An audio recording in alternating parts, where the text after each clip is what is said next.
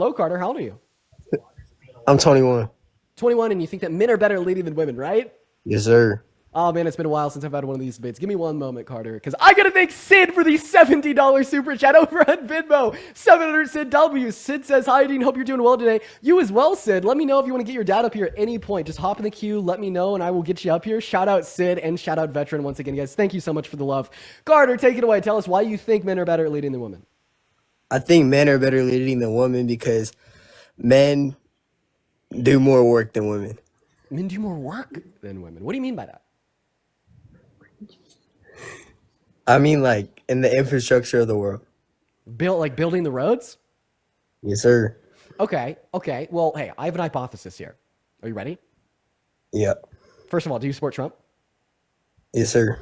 Okay. Well, every time Donald Trump has wanted to work, like building roads, building infrastructure, he's hired other people to do it. And like particularly construction crews. So does this mean that your logic would imply basically construction crew supremacy, where the individuals best fit to lead this country are literal construction workers? No, I don't think the president is going to build the roads by himself. All right. So that just means that the individuals that do build the roads are better at leading than the president, right? Well, they're both men, so in that case, yes, because I think men are better leading than women. But I just want to clarify that you think like the average construction worker would be better at leading than Trump. No. Oh, okay. Why? But the average construction worker is better at building the roads and infrastructure than Trump.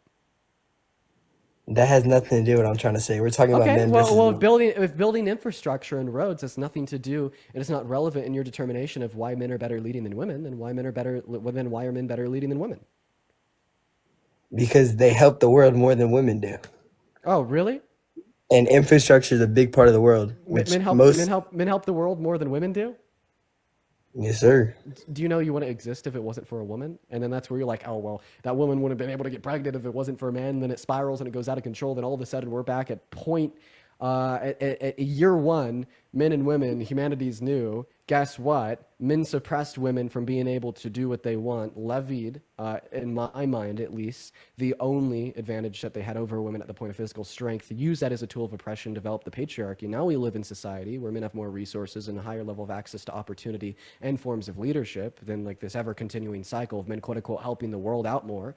It can only be perceived true in the single sense that women have not had the same amount of opportunity to help the world as men.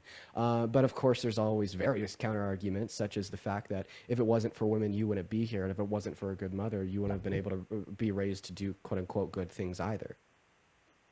No, I understand. I'm just saying I think men are better leaders than women. And why? Based on what men have always led.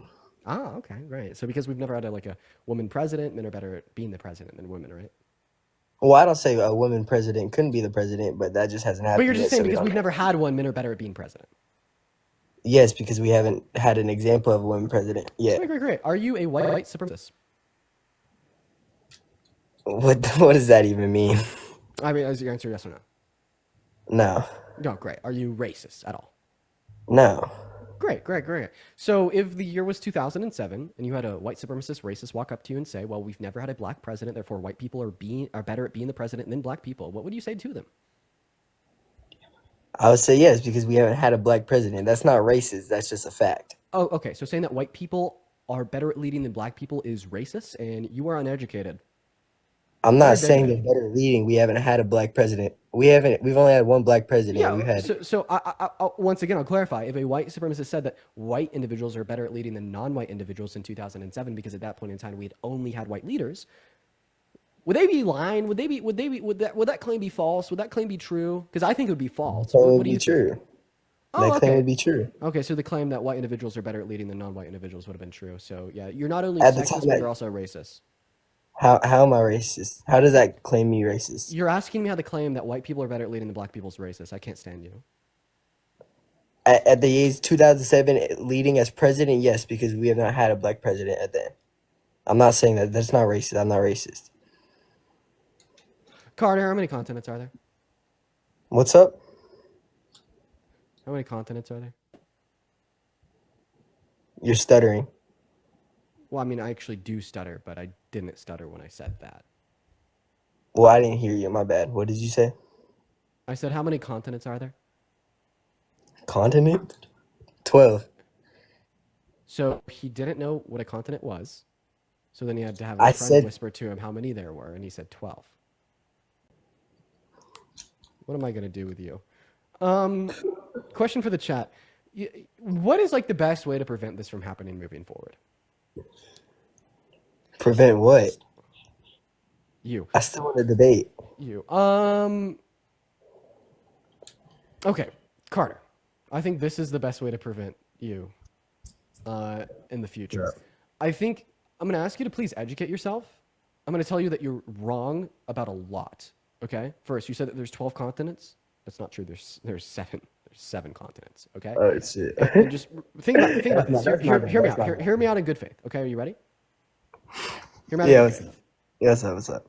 If you don't know how many continents there are, then you probably don't know that men are better at leading than women. So what I will ask of you is Well, at the end to of the day, recognize that you might be incredibly uneducated and that these opinions are valuable, that these opinions matter, and to simply maybe listen to my stream a little bit more moving forward.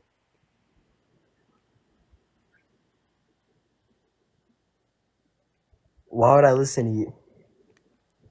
Because I think I could teach you how to like be a better person, at least in like some aspects. What makes you a good person? Well, I think I'll make the claim I'm a better person than you. And I think like one reason why I'm a better individual than you is because I place more value on things like education, What you critical play? thought, So and reason. So the beliefs in which I hold are as unlikely to perpetuate harm against others as possible. wait, I have a question for you. Do you think Kamala would be a better fit president than Trump? Yes. Why do you think that? Because I found her character to be better. I found her policy to be better, both domestic and foreign. Well, at the end of the day, character doesn't run a country. It's what? So character does run a country. In fact, the character is the person who is running the country.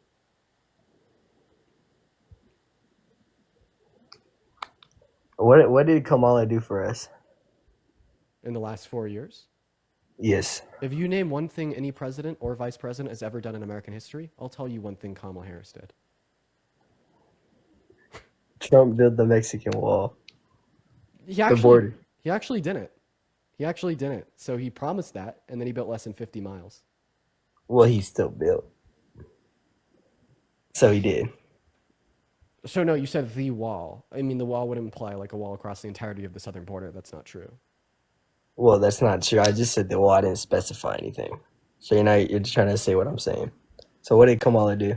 Yeah, sure. She passed the most tie-breaking votes in the Senate out of any vice president this country's ever had. She also worked alongside Biden to pass some of the most monumental legislation that this country's ever seen in modern American history, such as the infrastructure bill to renew American infrastructure, such as the Chips and Science Act to incentivize chip producers outside of America to move into America to bump up our domination insofar as the global supply of chips. They also passed the PACT Act, which invested $800 million into the expansion of VA healthcare benefits and provided new benefits that weren't provided prior to over 1 million new veterans. And I mean, there we could start like 3 bills and. Wait, what are you reading this off of? I'm actually just looking at my phone screen right now. I'm not reading anything. Can you flip your camera? No, but you could go to youtube.com/@DeanWithers and you could see me from a perspective of another camera where you could see me, my eyes, and directly in what's in front of me right now on live. Well, my opinion on what you do, you load a bunch of really intelligent words into a sentence and you make it seem like you know what you're talking about, but in a real sense, none of this is really true. And I'm just like reading off of a screen, right? Yeah, I think a lot of people would agree with me. Okay. Watch this. Go ahead and ask me anything. Ask me anything about Trump, Kamala Harris. I'll have this Okay, blanket. what do you over my think head. Trump is not? What is Trump not suitable for to be a president? Yeah, there's multiple reasons why Donald Trump is not suitable to be a president. We could start off with the fact that he's a fascist. And when I say fascist, I'm relating to the 14 defining characteristics of fascism that you'd read in the literature.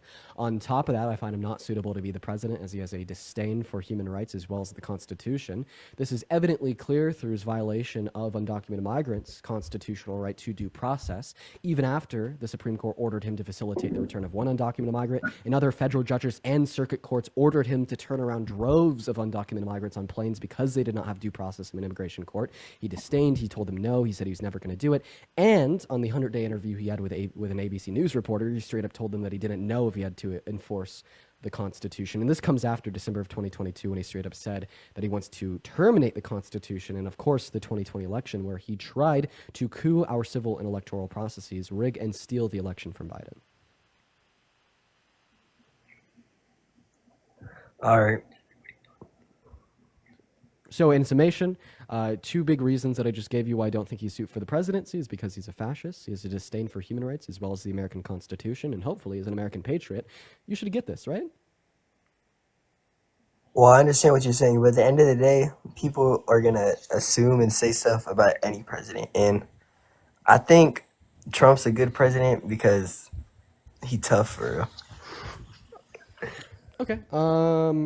Well, you can assume and say stuff about any president, but you can't back it up with evidence and fact about any president. But if your response to all that is just he's tough, Carter, I'm going to go to move on. Appreciate you. Let's go and get that next guest up in the box. New character unlocked, Blanket Dean.